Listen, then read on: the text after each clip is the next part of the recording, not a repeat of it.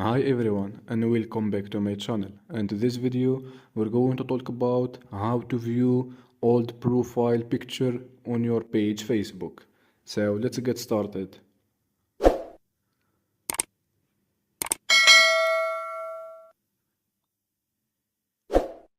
Well, after getting the application, go to your page Facebook by tap in the 3 point at the top right, then click here. Now go to your profile by tap in here.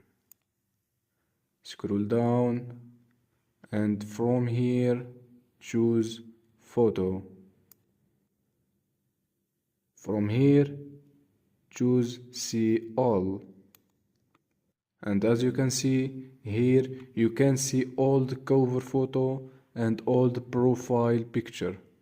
For example, this is all my profile picture. Thanks for watching. See ya.